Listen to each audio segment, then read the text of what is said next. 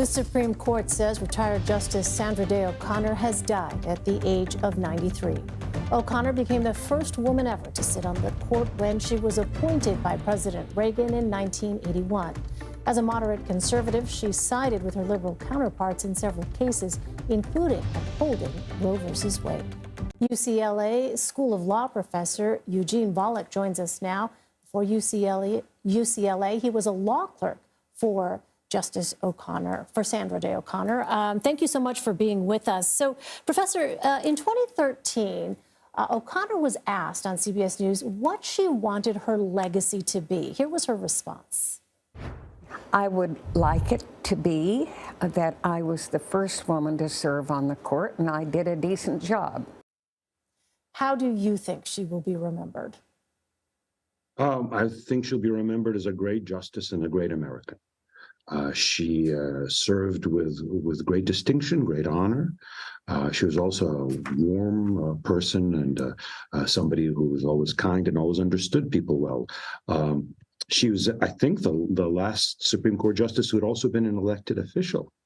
And she succeeded in many facets of her professional life as a very great woman. We all mourn her loss. Eugene, it's really great to have you joining us today to remember her, because you actually worked with her on the Supreme Court. What was it like to work with her? It was one of the greatest experiences of my life, and a great honor to be able to work for her, very much for her.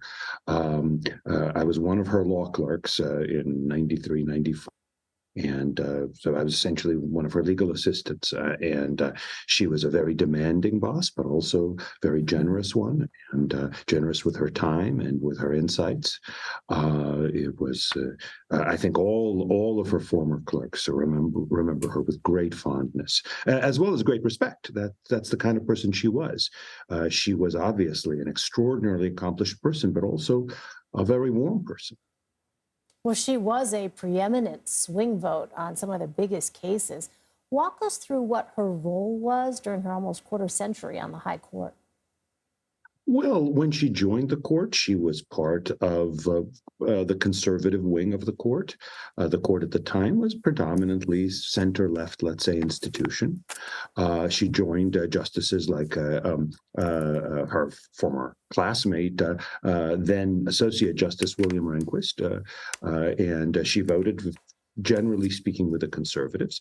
As the court moved with the appointments from President Reagan and the presidents Bush, she revealed herself to be more a woman of the center. Right, she was definitely a conservative on the court, but one might think of, just like Justice Anthony Kennedy, a centrist conservative. And she did end up being, together with Justice Kennedy, a swing vote on the court.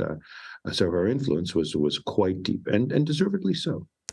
You know, she is one of those trailblazing firsts, obviously, but she also was unique in the court because she decided to retire. And so often when a Supreme Court vacancy comes up, it's because one of the justices has passed away, because it's a lifetime appointment. I'm wondering if you can tell us a little bit more about her personal life, about why she chose to retire to take care of her husband, and then how she continued her public service even after leaving the highest court. Sure. I should say other recent years have retired as well. Justice Kennedy, for example. Sure, she's not the only one, but it was a deliberate decision on her part. Yes, indeed. Yes, indeed. Yes.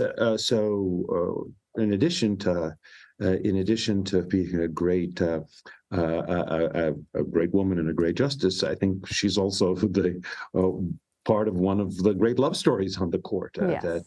Her husband, she and her husband were married for many decades, a family that I know she was extremely proud of.